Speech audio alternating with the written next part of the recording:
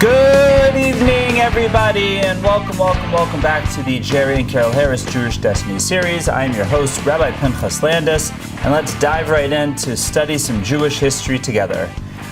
So tonight's subject, we can never say enough about it, and no matter how much we say, we're not even tipping the iceberg. And of course, tonight's topic is the rise of Adolf Hitler, Yamach Shemo, and trying to at least understand at some level how such a time period in history could have ever come about, and where it came from, at least doing our best to wrap our heads around this most difficult time in Jewish history.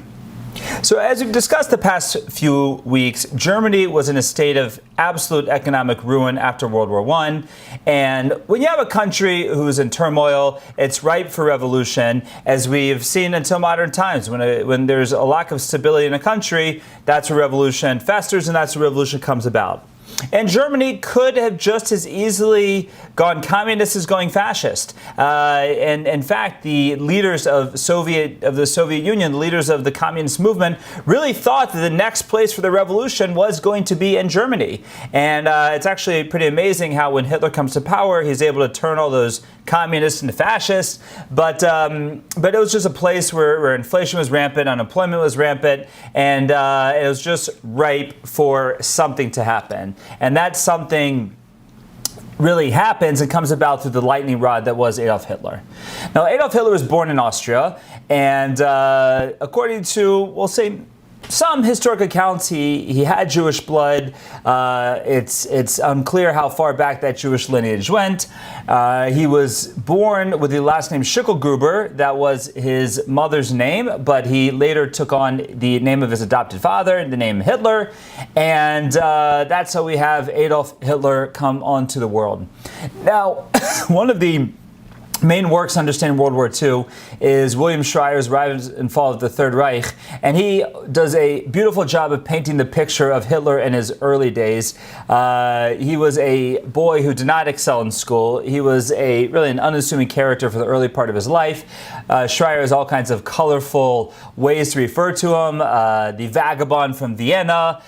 He was a bohemian, because really until he finds his place in what eventually becomes the Nazi Party, never had a steady job. He regularly lived in homeless shelters and different men's homes, and throughout his whole time in Vienna was really just a wandering soul, not really having his place in society. But like many artists and many crazy people and everything in between, he was someone who felt that his grandeur was just not being recognized and that one day it would be recognized. Now, he initially thought he would be recognized for his art. He wanted to be a painter. And again, that's obviously not what he became, but that is how he thought he would eventually come to recognition in the world. Now, it's been a debate amongst historians as to where Hitler was first exposed to anti-Semitism, where he became an avid and committed anti-Semite.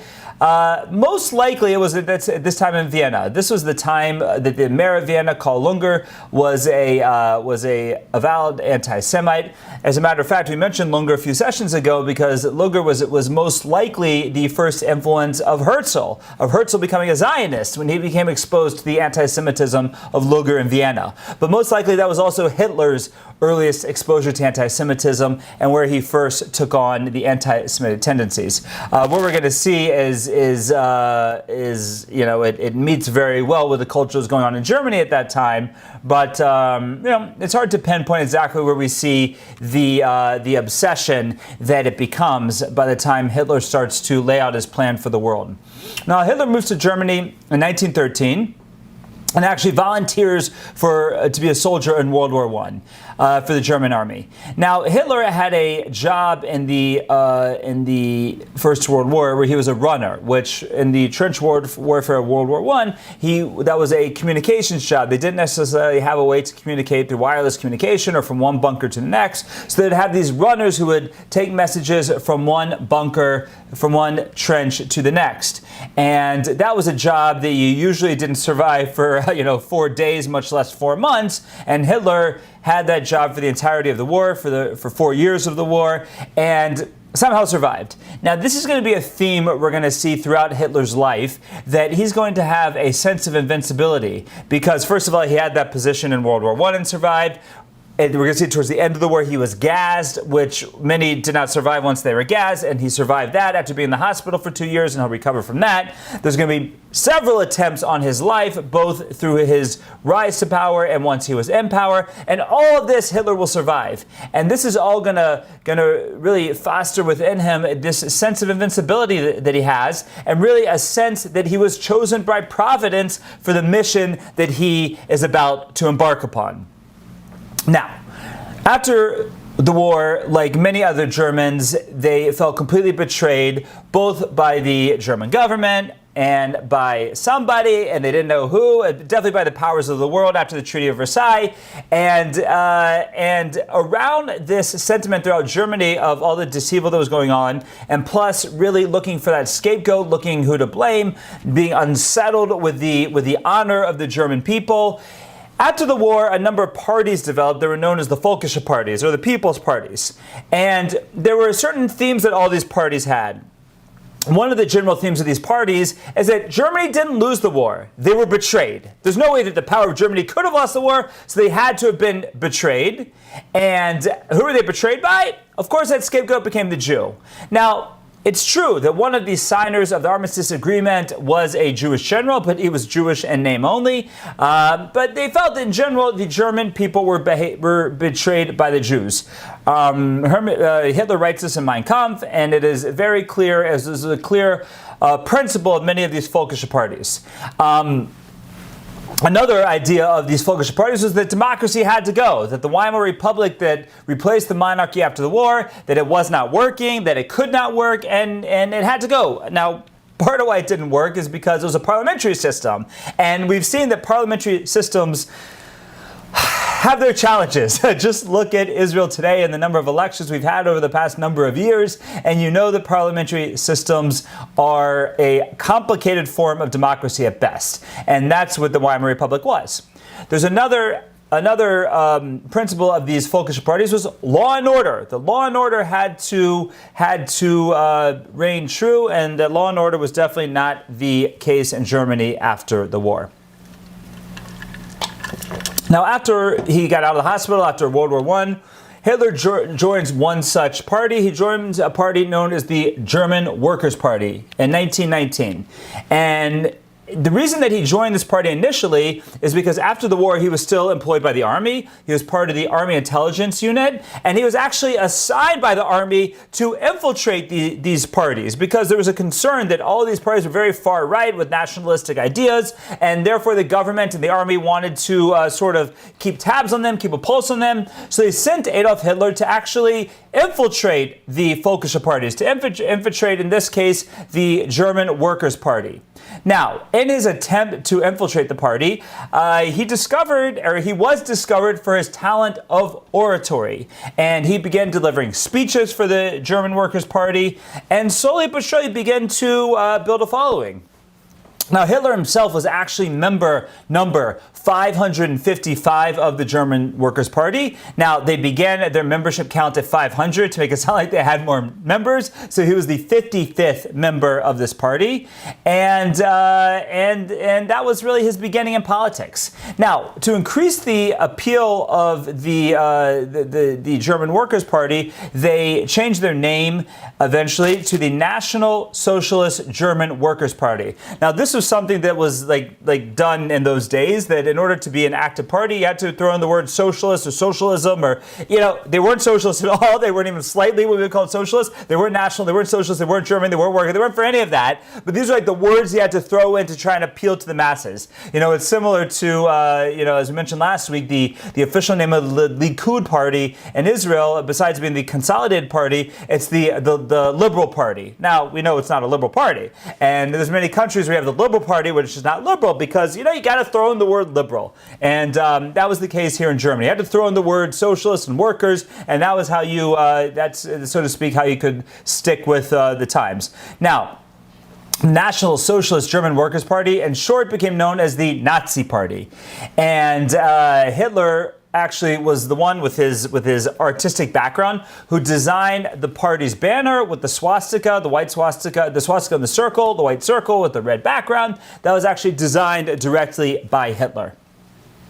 Now, in 1920, he was discharged from the army, and he actually went to, at that time, to work full-time for the party. So the only jobs Hitler ever had in his life, the only full-time real jobs he ever had, was being a soldier in the German army and then working for the Nazi party. That's it. Those were his employers, his steady employment throughout his entire life. In 1921, he becomes the leader of the Nazi party. And it was at this time that the Nazi Party started to gain a little bit of popularity within the people. Their message started to resonate with the people, and in 1923 already, Hitler makes his first attempt to gain control of the German government. This was November 8th, 1923, something that's known as the Beer House Putsch. Now, why was it called the Beer House Putsch? Because it started off in a beer house, in a bar, that Hitler and his Nazi allies went to a meeting of another far-right nationalistic group, and at gunpoint they demanded that they support the Nazi party coming to power, and they had one of the generals from World War I who was with them, and they expected like Mussolini's March on Rome. That was really Hitler's example. He expected by his March on Munich, so to speak, that it would bring out the masses, the military, the government, that everyone would support him and rally behind him at that point. The only problem is it didn't happen. And in the end, there were a number of Nazis and a number of police were killed. And Hitler was arrested and sentenced to 5 years in prison in the Landsberg prison. Now, while he was in the prison, he basically, he had almost royal treatment. He was allowed to have visitors. He was allowed to stay in communication with the party, and he still ran the party from prison. So, it's kind of a crazy thing. And by the way, he only serves 1 year of that 5 years. He's going to be let off after 1 year. Let out after 1 year. So it's really a crazy thing. It shows you really the weakness of the German government at the time. That here the man was guilty of treason. He tried to overthrow the government. It was treason, and he's given like a little slap on the wrist and told to, be nice next time.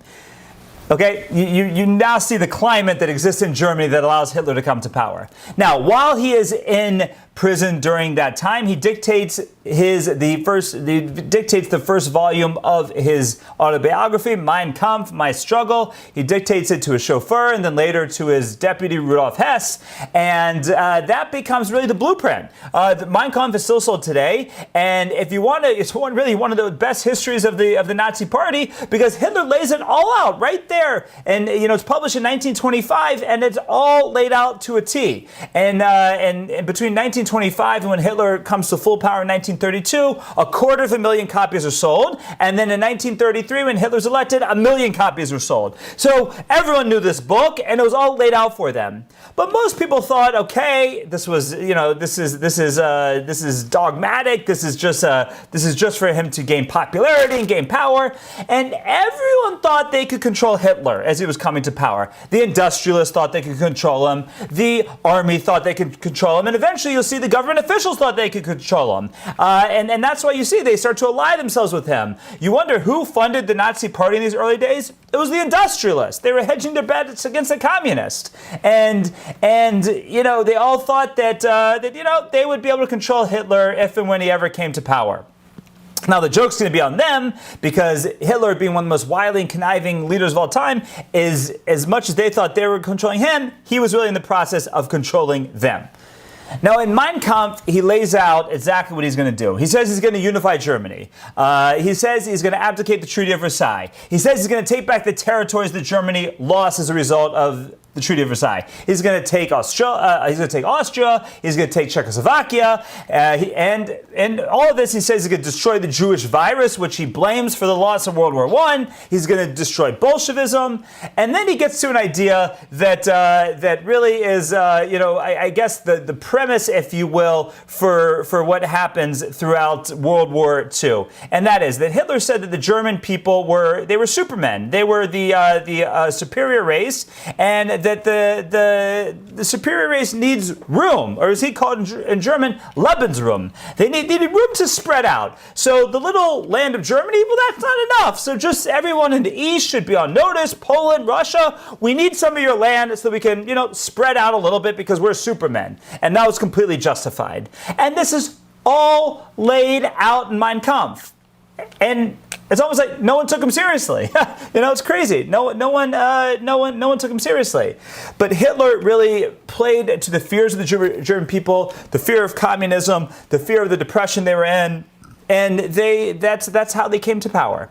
Now, when Hitler's released early in 1924, things had actually improved in Germany. The economy had become a little bit more stable. The government had become a little bit more stable. And that wasn't good for the Nazis, because the Nazis were playing on the instability of Germany. So for the next 9 years, as Hitler plots his roadmap to power, it's not always so easy for them. When Hitler gets out of jail, one of his deputies asks him, "What do you do now?" And he goes, "I'm going to start right back from the beginning, right back from where we were, and building the party and making this happen." And he really goes on through. They saw that the beer house putsch, so to speak, didn't work, so they tried through democratic processes. And over the next number of years, we see that two things happen. We see that first of all, that Hitler is able to come to power through almost exclusively democratic means. But to aid and abet those democratic means, he develops his own paramilitary organization, the SA, the brown shirts. This is one of the ways he starts to employ the unemployed. He takes a bum off the street, puts him in a brown shirt, puts a Nazi armband on him, and they fight for the cause of the Nazi power. So we're going to see that in order to wield part of their political power, a lot of it is done through the brute force of the brown shirts, of the SA. And that was the beginning of Hitler really delivering on his promise, because he promised he was going to get people jobs, to build the economy, and that's exactly what he starts to do. He has a plan that basically he's going to start a war machine. He's going to cancel the debts of Germany, and anyone else that can't eat or doesn't have a job, he's just going to throw in a concentration camp. And that's how Hitler showed he was going to do things. And as this slow rise to power happens, Hitler is doing everything in power to make Jews uncomfortable. The brown shirts, they attack Jewish businesses, they attack Jewish homes, they make Jews feel uncomfortable in the street because in an age-old political promise that's still unfortunately used until this day, Hitler said to the downtrodden of Germany, he said, "You know what? They have your money, and we're going to take it away from them, and we're going to give it to you." Well, who was the they? Who was the bourgeois, if you will, of Germany at that time? According to Hitler, it was the Jews. So he was saying to the downtrodden, unemployed, poor, broke people of Germany, they've got your money, the Jews got your money, and we're going to take it from them and give it back to you. And this message really resonates, unfortunately, with the German people. Now, we see as Hitler comes out of jail, we see that the Nazis start to get a certain amount of political power, if you will. And the election of 1920, we're just going to go through until Hitler's elected, so we see their rise in democratic power, if you will. In the election of May 1924, the Nazis get almost 2 million votes, which is 6.5% of the vote, and that equals 32 seats in the Reichstag, in the German parliament. And again, you can see the disabled and the dysfunctional government, similar to Israel nowadays. There's elections almost every 6 months to a year during this time. So we see in 1924 December 1924 they get 907 votes. The votes went down. This was things had gotten better. Hitler had been in jail, so then they get 907,000 votes, and that's 3% or 14 seats. Once Hitler comes out of prison, we see that 4 years later, again, numbers are initially the same: 810,000 votes, 2.6%. 2.6%, which is 12 seats. But then in 1930, we see things start to change. In 1930, the Nazi Party gets 6.5 million votes, and that's 18% of the vote, or 107 seats of the Reichstag. And then we have the Great Depression. And just like the Great Depression destabilized everything in America, it destabilized everything in the world, and especially in Germany. So even though Germany had been making progress, and therefore the message of the National Socialists wasn't resonating quite as much with the German people, now we see the message resonates in a very strong way. And in July of 1932, we see that the Nazis get almost 14 million votes, which is 37.3% of the vote, or 230 seats in the Reichstag. Now, this was already when there was discussion about Hitler being president, and there is now discussion of the Nazis really, really coming to power. People to a certain level started to take them seriously. November 1932, so just a few months after the previous vote, there was another vote of no confidence. Germany went to elections again. This time the Nazis get 11,737 votes. So their votes actually, the number of their votes goes down, and they go down from 37% to 33%, and only 196 seats in the Reichstag. So their votes actually go down a little bit. But at this point, what happens is there's a fear, so to speak, as to what's going to happen. Because as the Nazis started to get a certain amount of power, 20%, 30%, 35%, 28%. They started to get a number of votes. They weren't a majority by any way, shape, or form at that point, but they were the largest number of seats in the parliament. And what they weren't gaining by the ballot box, these stormtroopers were trying to gain with force. So there would be literal fist fights that would break out on the floor of the Reichstag. So the non-Reichstag members, the other 70 or 65% of members of parliament wouldn't even show up because they wouldn't want to get beat up by the Nazi members of parliament and the Reichstag. And before you knew it, it was a question of, well, either the Nazis are going to come to power or there's going to be some kind of civil war over here. So at this point, former Chancellor Franz von Papen encourages President Paul von Hindenburg to appoint Hitler as chancellor, even though they only had 30% of the vote, even though they only had 30% of seats in the Reichstag. And by the way, they couldn't form a parliament either because the conservatives wouldn't ally with them, the communists wouldn't ally with them. But von Papen goes to von Hindenburg and says, if we're going to save the country and avoid civil war, we should let the Nazis come to power, let Hitler become chancellor, I'll be vice chancellor, said von Papen, and like that we'll be able to control him. So this is the plan, and on January 30th, 1933, Hitler, Yamach Shemo, is appointed the Chancellor of Germany. And at this point, Hindenburg thought they'd be able to control Hitler. The military thought they could control him. The industrialists thought they can control him. Von Papen thought they could control him. No one could control him because at this point the road was set. And we're going to see in less than a month after he's elected chancellor, the plan is already put into motion for him to become a fascist dictator of democratic Germany. February 27, 1933, just a month after he becomes chancellor, we have an event known as the Reichstag fire. There was a fire that broke out in the Reichstag in the German parliament building.